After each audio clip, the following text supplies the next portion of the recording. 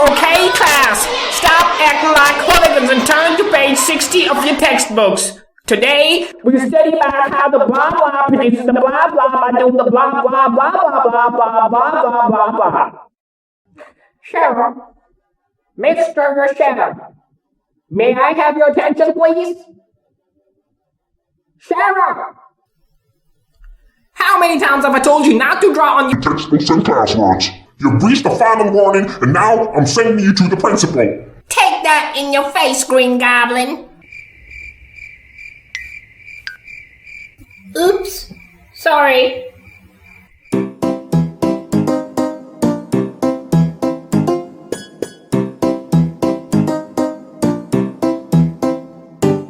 Our personalities as adults have got a lot to do with what we see, experience, and learn as children. Childhood hobbies also go a long way in this regard. Ever since I was a kid, and as far as my hobbies are concerned, I've been watching a lot of cartoons, been reading shitload of comics, and played the hell out of video games. Hey, what am I doing over here? Sorry guys, shit just got serious. It's not funny! When I was 7, I bought the Spider-Man game they made where you fight that monster Carnage Dr. Octopus thing as the final boss. That game made me super crazy.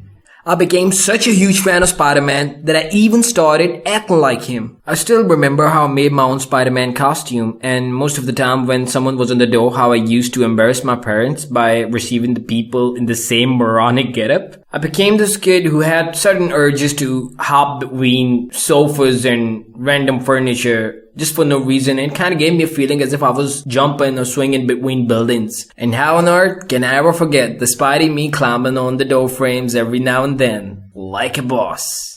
I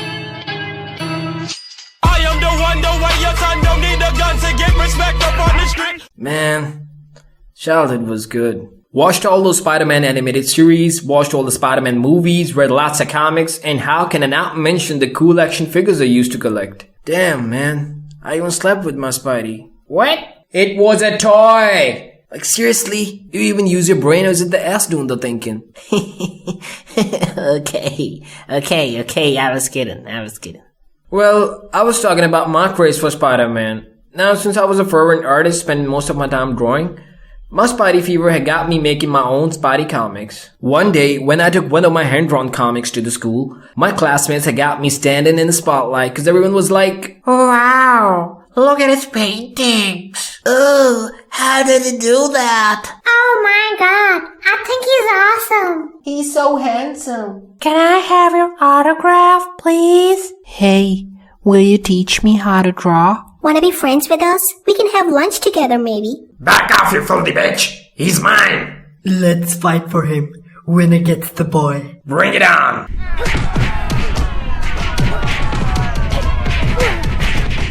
Though I did not have any superpowers, but still, it did feel as if I was a superhero who could do something others couldn't do. But there was this guy in my class who was popular, yet kinda cocky. Let's call him Alex for now. With my popularity graphs going high, Alex was getting kinda jealous of me. But Alex was not an average cocky guy. He was cunning as fuck.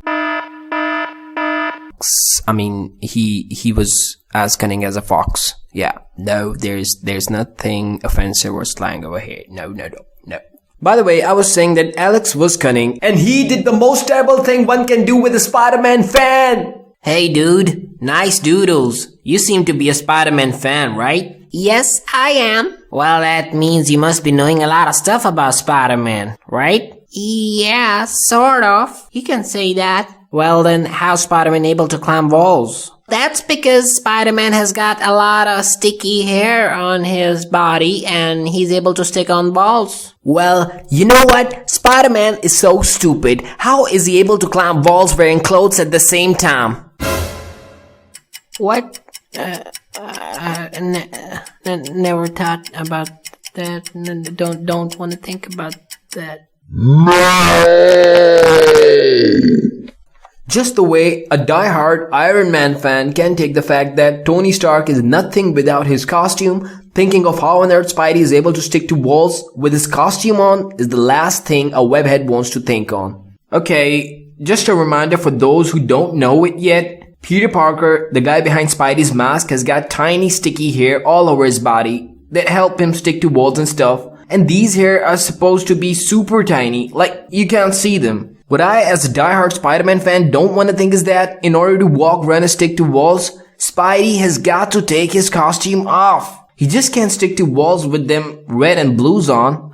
The only practical possibility of Spidey being able to cling to walls is that maybe the tiny hair are sensitive to atmosphere and maybe they will try to reach out to the open air, and maybe when the suit is on they will grow through the costume pores until the hair reach out and stuff. But what if the costume is removed all of a sudden? Would it be Peter inside or some ape man? Another thing that breaks a Spidey fan's heart is the fact that Spidey can't actually make organic webbing in most of the Spidey comics. What the fuck? One of the reasons I love Tobey Maguire's Spidey was the fact that he had organic webbing. Like Steve, Stanlee, come on guys. What was stopping you guys from giving Spider-Man an organic webbing? After all, it was all imagination. It was better if you guys went for organic webbing instead of mechanical web shooters. Bad job, guys. Bad job. Never mind. Now you see, all of these childhood influences have been consistent to me, which have shaped me to become the man-child I am today. While the world is so bothered about cloning and time travel and money and life on Mars, here I am, bothered about the fact that the new Venom movie has completely ditched Spidey so far in their trailers. Hey, what about Deadpool? Isn't he ditched in all of the Venom instances? After all, Deadpool was the first host to Venom, even before Spidey. Yeah, whatever. Who gives a shit? I do.